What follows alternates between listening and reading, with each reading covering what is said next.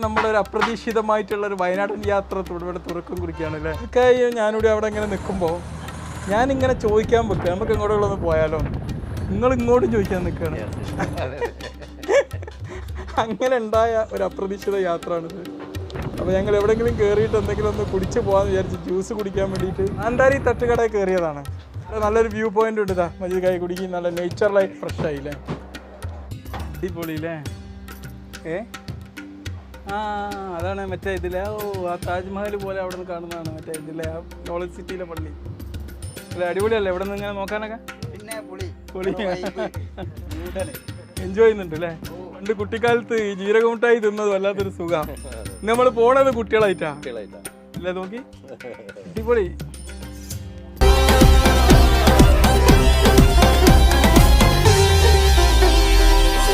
മഴയാന്ന് കേട്ടിട്ടുണ്ടല്ലോ, പുഴയുണ്ടല്ലേ.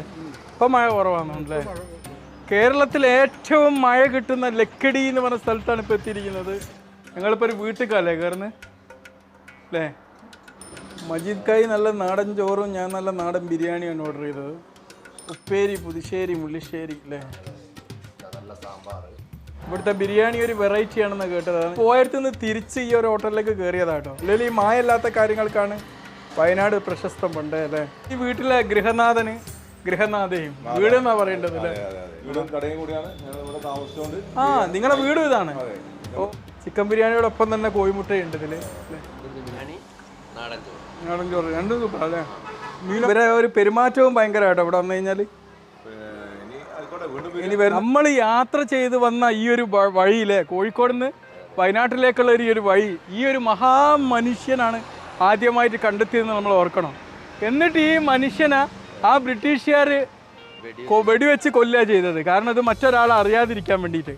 എന്നിട്ട് ഈ നാട്ടുകാരൊരു വിശ്വാസം എന്ന് വെച്ചാൽ ഈ മനുഷ്യൻ്റെ പ്രേതം ഈ നാട്ടിലൂടെ ഒക്കെ അലഞ്ഞു തിരിഞ്ഞ് നടക്കുന്നുണ്ട് എന്നുള്ളതും. എന്നിട്ട് ആ ഒരു പ്രേതത്തെ ശമിപ്പിക്കാൻ വേണ്ടി ഏതോ മന്ത്രവാദികൾ ഈ ഒരു ചങ്ങലക്കിട്ട് വെച്ചു എന്നാണ് വിശ്വസിച്ച് പോയത്. അത് ഇവിടുത്തെ ഒരു ഐതിഹ്യമാണ്. ഇവിടെ കുറിച്ചുണ്ടല്ലേ, അടിപൊളി കത്തിയതാ. ഇവിടുന്ന് അങ്ങോട്ട് നോക്കുമ്പോൾ നോക്കി നല്ല വൈബ് കാലാവസ്ഥ അല്ലേ. ഒരുപാട് ക്രിസ്ത്യൻ ചർച്ചുകൾ ഈ വയനാടിൻ്റെ ഒരു സൗന്ദര്യമാട്ടോ. ഇതിൻ്റെ അവിടെ നമ്മൾ ഈ വയനാട് തുടങ്ങി അവസാനം എത്തുന്നവരെ ഒരുപാട് ചർച്ചുകളാണ്. അതിമനോഹരമായിട്ടുള്ളൊരു ചർച്ചിൻ്റെ അടുത്ത് ഞാൻ ഇവിടെ നിൽക്കുന്നത്. ഇവിടെ വന്ന് നോക്കിയപ്പോൾ ഇവിടെ രക്ഷയില്ല. ഇവിടെ ഒരു വലിയൊരു ഒട്ടകപക്ഷി പോലത്തെ ഒന്നൊക്കെ കണ്ടു. കേരളത്തിൻ്റെ സൗന്ദര്യ റാണിയായിട്ടുള്ള വയനാട്ടിൻ്റെ പ്രവേശന കവാടത്തിലപ്പോൾ ഉള്ളത് കേട്ടോ. ഇവിടെ ചെല്ലുമ്പോൾ തന്നെ കാലാവസ്ഥ കണ്ട് മാറുകയാണ്. നല്ല തണുപ്പ് ഇപ്പോൾ ഫീൽ ചെയ്യുന്നുണ്ട്. ഇതൊരു അമ്പലമാണ് അല്ലേ. ഇതിൻ്റെ പേരെന്ത് ഈ അമ്പലത്തിൻ്റെ അറിയില്ല. നല്ല ഈ ഒരു വയനാടിൻ്റെ മറ്റൊരു പ്രത്യേകത എന്താ പറയുക, ഇവിടെ മനോഹരമായിട്ടുള്ള ചർച്ചുകളുണ്ടെന്ന് മാത്രമല്ല നല്ല അമ്പലങ്ങളും ഉണ്ട് അല്ലേ. അതെ അതിമനോഹരമായിട്ടുള്ളൊരു അമ്പലമാണ് ഇവിടെ സ്ഥിതി ചെയ്യുന്നത്. ഈ അമ്പലത്തിന് ഇപ്പോൾ പേരുണ്ടോ? ആ മാരിയമ്മ ക്ഷേത്രമാണ്.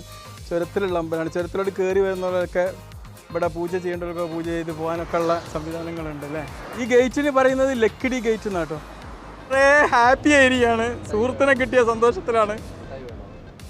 സത്യം പറയുകയാണെങ്കിൽ ഞങ്ങൾ മുട്ടായി വാങ്ങാൻ മറന്നുപോയി കേട്ടോ. എടാ സോറി എടാ മറന്നുപോയി കേട്ടോ. പേടിക്കണ്ട എന്നാലും എനിക്ക് ഞങ്ങൾ മുട്ടായി പോയി. ഇതിൻ്റെ ക്ലൈമാക്സ് വ്യൂ പോയിന്റിലാണ് ഇപ്പോൾ എത്തിയിരിക്കുന്നത് കേട്ടോ. അതിമനോഹരം എന്ന് പറഞ്ഞാൽ അതിമനോഹരമായിട്ടുള്ളൊരു വ്യൂ പോയിന്റാണിത്. ഒരു രക്ഷയില്ല അല്ലേ മജീദ് കായ് അല്ലേ. സൂപ്പർ, നന്നായി ആസ്വദിക്കുന്നുണ്ട്. ഒരുപാട് ടൂറിസ്റ്റ്. ഓ അതെ ഇവിടുന്നൊക്കെ റോപ്പ് ക്ലൈമ്പിംഗ് ഒക്കെ ഇട്ട് ഞാൻ ഭയങ്കര സംഭവം അല്ലേ. ഫ്രം കേരളത്തിൽ തന്നെ. ഓക്കെ എങ്ങനെയുണ്ടോ അല്ല അടിച്ചു പൊളിക്കാണല്ലോ നിങ്ങളല്ലേ. നിങ്ങൾ ബ്ലോഗർ കൂടിയാണോ? ഒരു ബ്ലോഗർ കൂടിയാണോ? നിങ്ങൾ ബ്ലോഗ് ചെയ്യണം എന്നാല്. ഓഹോ നോക്കാം, ഞാൻ നോക്കാം. Okay thank you. അടിച്ചു പൊളി അല്ലേ. ഇവനെന്താ തുണിയൊക്കെ കൊടുത്തല്ലേ എന്തോ. അമ്പലത്തിൽ പോയായിരുന്നോ? എവിടെ? ഈ ഒരു അമ്പലത്തിലോ അവിടെ ഉള്ള? തിരുനെല്ലി. ഓക്കെ അതാണ് ഇവർ മുട്ട അടിച്ചത് അവിടെ നിന്നായിരിക്കും അല്ലേ.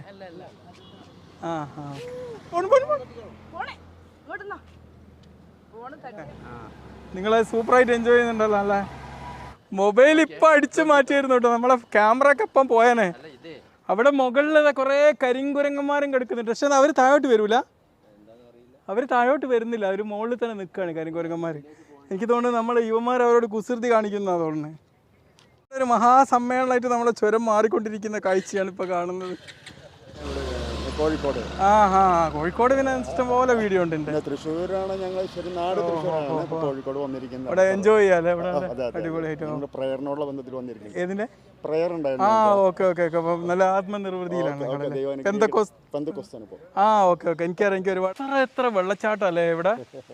നമ്മൾ പല സ്ഥലത്തും നിൽക്കാതെ പോകുന്നു. ഞങ്ങൾ പറഞ്ഞു എന്തായാലും മഞ്ജിത് കൈ ഒരു വെള്ളച്ചാട്ടത്തിൽ നമ്മൾ നിൽക്കണം കേട്ടോ. അങ്ങനെ ഇവിടെ നിർത്തിയതാട്ടോ. ഇതിന്റെ മുകളിലോട്ടൊന്ന് കയറി വെക്കാം അല്ലേ? ഇതിന്റെ മുകളിലോട്ടൊന്ന് കയറുകയാണ് കുറച്ച്. എന്താ ഇവിടെ എത്തി. സ്ലിപ്പാവുന്നതൊക്കെ ശ്രദ്ധിക്കണം കേട്ടോ. നീലക്കുറിഞ്ഞി ഉണ്ടോ ഇവിടെ? ഇത് നീലക്കുറിഞ്ഞിയാണോ? ഇത് നീലക്കുറിഞ്ഞി പോലെ ഒരു പൂവ്. ഇതാ നീലക്കുറിഞ്ഞിയാ? ഇതാ ഇത് കയറാൻ നല്ല എളുപ്പമായിരുന്നു കേട്ടോ. പക്ഷെ ഇറങ്ങാൻ കുറച്ച് പണിയായിപ്പോയി. പൂവാ നോക്കി, കാട്ടുപൂവ്. ഇതാ അടിപൊളിയില്ലേ? ഇവിടെയൊക്കെ ഒരുപാട് ദുരൂഹതകളോട് ഉണ്ടോയെന്നൊരു സംശയമുണ്ട് കേട്ടോ. ഫ്രഷല്ല, ഫ്രഷ് വെള്ളം കേട്ടോ. അടിപൊളി. മതി.